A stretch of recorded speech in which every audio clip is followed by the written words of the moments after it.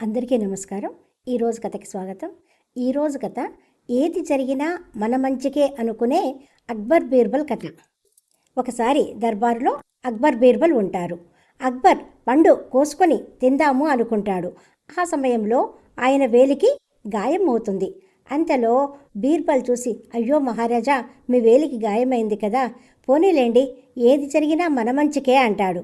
అది విని అక్బర్ కోపంగా, నా వేలికి గాయమయ్యింది, ఇది ఎలా మంచిదవుతుంది అని దర్బారు నుంచి పంపించివేసి కారాగారంలో ఉంచుతాడు. కొన్ని రోజులకి అక్బర్ మళ్ళీ వేటకు వెళ్ళాడు. ఈసారి ఒంటరిగా వెళ్ళాడు.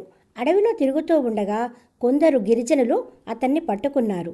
వాళ్ళు దేవుడికి బలి ఇవ్వడానికి ఒక మనిషిని వెతుకుతున్నారు. అక్బర్ని మహారాజుగా గుర్తించకుండా వారు పట్టుకొని బంధిస్తారు. బంధించిన తర్వాత బలి ఇవ్వాలనుకునేటంతలో అక్బర్ను పరిశీలన చేయగా అతని వేలికి గాయం కనపడుతుంది. వారి నియమ నిబంధనల ప్రకారం గాయం ఉన్న మనిషిని బలిగా ఇవ్వకూడదు. అందుకే వారు అక్బర్ని వదిలివేస్తారు. అప్పుడు అక్బర్కి బీర్బల్ మాటలు గుర్తొస్తాయి, ఏది జరిగినా మన మంచికే కదా అని. అప్పుడు అక్బర్ వెంటనే రాజ్యానికి తిరిగి వెళ్ళి బీర్బల్ని పిలిపిస్తాడు. అప్పుడు అంటాడు, నువ్వు చెప్పింది నిజమే, నా గాయం వల్ల నా ప్రాణం దక్కింది, నాకు చాలా మంచి జరిగింది అంటాడు. మరి నీకే విధంగా మంచి జరిగింది అడుగుతాడు. అందుకు బీర్బల్ నవ్వుతూ, ప్రభూ, నేను కారాగారంలో లేనట్టయితే మీతో పాటు వేటకు వచ్చి ఉండేవాడిని. మీ చేతికి గాయం అయినందువల్ల మిమ్మలను బలి నుండి వదిలివేసేవారు ఎవరు ఉన్నారు అని చూసి నన్ను బలి తీసుకునేవారు.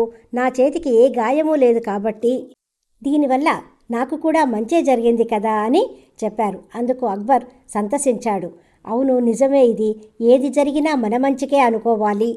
కాబట్టి ప్రస్తుత పరిస్థితులలో మంచి జరిగినప్పుడు పొంగిపోకుండా, చెడు జరిగినప్పుడు కుంగిపోకుండా సమన్వయంతో ఉండాలనే విషయాన్ని ఈ కథ తెలియచేస్తున్నది.